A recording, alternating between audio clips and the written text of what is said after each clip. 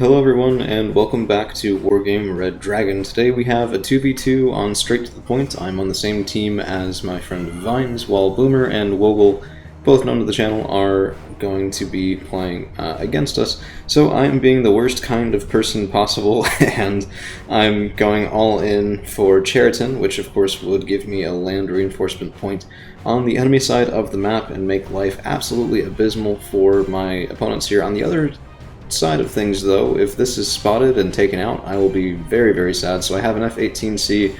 It was just in to give some spotting and air detection, as well as potentially take out an early bomber or fighter, but evac ordered as I didn't see anything like that, and we are getting past the halfway point, headed to Elena just now, headed over this sort of hill, and we have some separation as the Super Pumas are very quick, and there it is, an MH-60L DAP from Boomer, American team, taking down more than half of my poor paratroopers, but we do get the DAP. We also get a longbow in that first engagement, and fortunately for me, my W3T Sokol with command infantry is slower than the Super Pumas and did manage to survive. So a lot of good men died, a lot of points lost, a couple Iroquois Yekri lost, but I still have one group of Iroquois. I also have double Sokol and Salamandra itself, a very potent helicopter squad headed up to the north, and we do manage to capture Cheriton.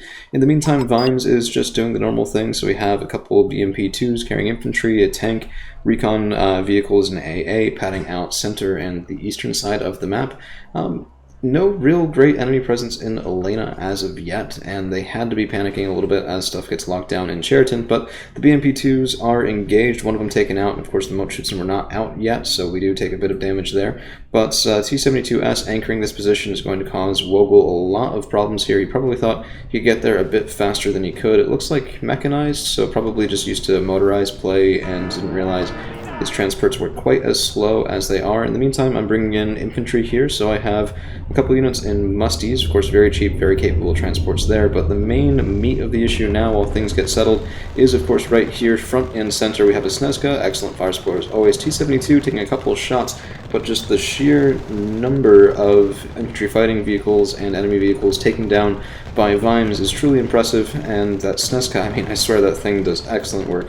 Mochutsen, however, are getting relatively well chewed through, and now if we take a look on the northwest, we have Musty, we have Raskazin Korima to provide that long-range fire support, we have a Pion PSV coming in as well as a scout tank, should be pretty nice, and that position should be decently well locked down. Dragoner and Highlanders now engaging the Mochutsen in town-to-town fighting, and the Mochutsen 90, good as they are, there's enough infantry that's still here that might be a bit of a problem. So T-72S and Snezka still providing fire support, and geez, AA guns, when they open up nice. In the meantime, more infantry coming in from SPWs, quickly trying to head up there, and we have MH-60L DAP from Boomer trying to engage a Sokol. Now this is not the AA Sokol, it's the W3T that was left over from my deployment, and I have the other ones in a defensive posture here, as one of them did take a bit of a hit, and I want to make sure that this town is well defended while everything else is shaking out. In the meantime, however, there are enemy forces up toward Elena, and I mean, this is the downside of that rush, is I've left our western side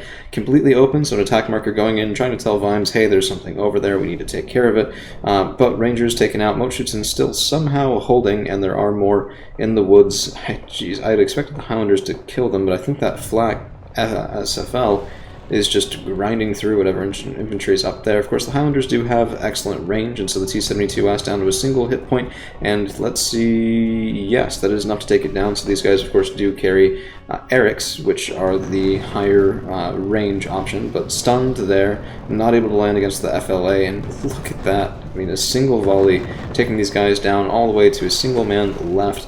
Mochutsen, more BMP-2s coming in, and we are just flooding the Blue 4 team with more than they can handle at the present. So I imagine even if they did have forward elements toward Elena and Dimitri, it was not exactly a pleasant time. Probably the player with the units there was scrambling to make sure that I don't get from Cheriton over to Gregory. So I am trying to, but it's a bit of a lackluster attempt, as I'm trying to make sure that I don't lose this position. I was also, I think, definitely communicating with Vimes about what we need here, and yep, there's Iroquois Yekri and a BTR, Alouette coming over as well, trying to handle our backfield problem as quickly as possible. Fliegerfaust, I mean, I think Vogel definitely expected to take this position and to have bit into the towns here and held. And I think this is probably because I did that to him once before with a motorized and paratrooper force that was very effective, very just annoying to get rid of.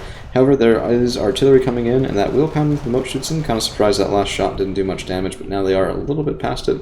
It's going to be an issue, and we have eyes on Wogel's M113Gs, and Fuchs are on the other side. Not much sight of Boomer, although I guess he has a couple units headed up toward the front here. That's a little bit danger close to entrenched enemy positions, and those Parmelons are going to be experiencing the wrong end of Motorschützen's rifles very, very shortly. So, pretty devastating game so far, and it's definitely going to continue to be that way, at least for a little bit. So, a little bit of base defense here coming out from Vimes as well, just the cheap CSUs. These guys, 20 points, decent guns on them. Of course, not anything spectacular, but 20-point base defense is as it does. So I have another attack marker here, as we did get sight briefly of something in those towns. And the issue for our opponents is that their entire resupply route is very vulnerable. So if I had been moving up a bit more aggressively, which admittedly I hadn't been, I could have cut things off here maybe a little bit.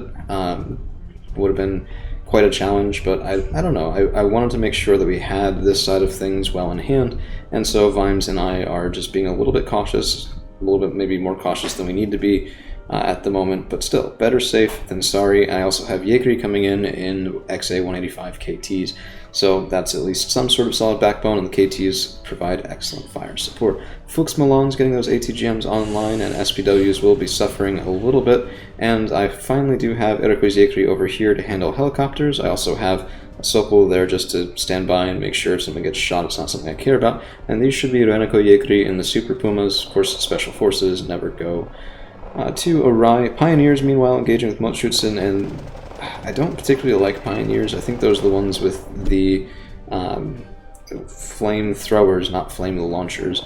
And we do have Evac Winchester, so glide bombs coming in from Wogel. He's exceptional with Nighthawk. I mean, I've been Nighthawk before, I guess, if that's a verb anyway, but Wogel is phenomenal at that, and Vimes is being pushed back, so unable to hold that forward infantry position.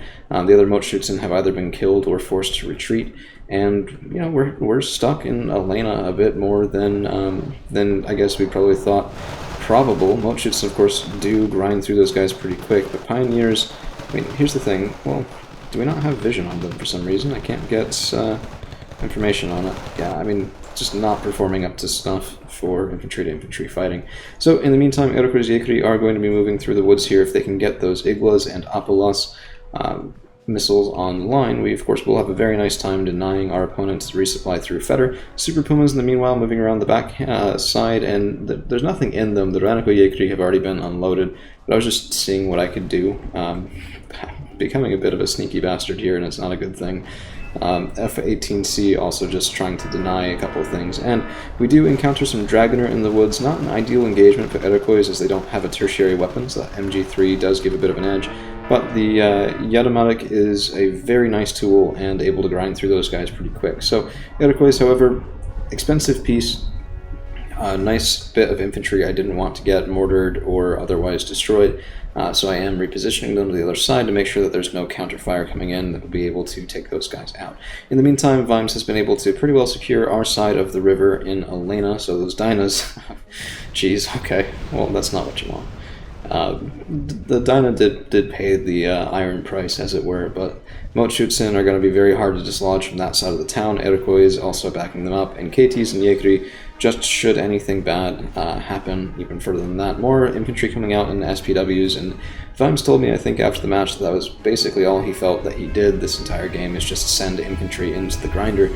But sometimes that's all you really need to do. Of course, another heavy tank probably would have been worthwhile. The Dino ones can only pull so much weight here, and there is something doing, direct fire on these SPW 50 PKs, which should also tell us our opponents have better recon than I would like. So Reneko Yekri now headed up, and we're moving across in two directions, one across the woods here, trying to circumvent the town, and on the other hand, trying to provide something a bit better at infantry-to-infantry fighting for this hopeful infiltration here into our enemy supply lines.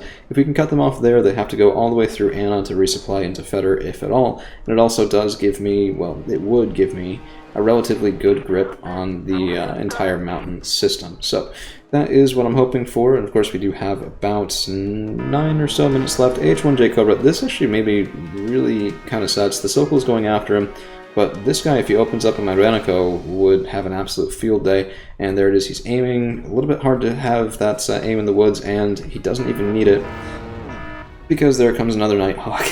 And I mean, just my Ranico go up in smoke, and I was devastated. It was a very, very emotional loss for me. I was very unhappy at the time. Of course, they were near and dear to my heart.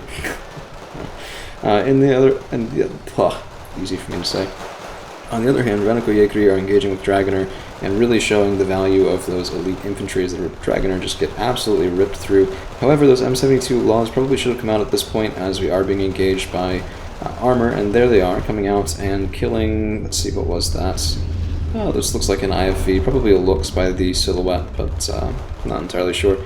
And the Ranico are now moving back, so I was expecting another Nighthawk or another Bomber, or some sort of informed fire support to come in against those Ranico. Instead, there are a couple more units that are run through here, and I am manually targeting those resupply trucks. Meantime, a KWS comes in, takes out a Super Puma, but we get a shot off with the Iroquois turbine failure, which was, I mean, you don't mess around with the Iroquois Yekri, I suppose. They'll surprise you. Sort of like the Finnish Special Forces.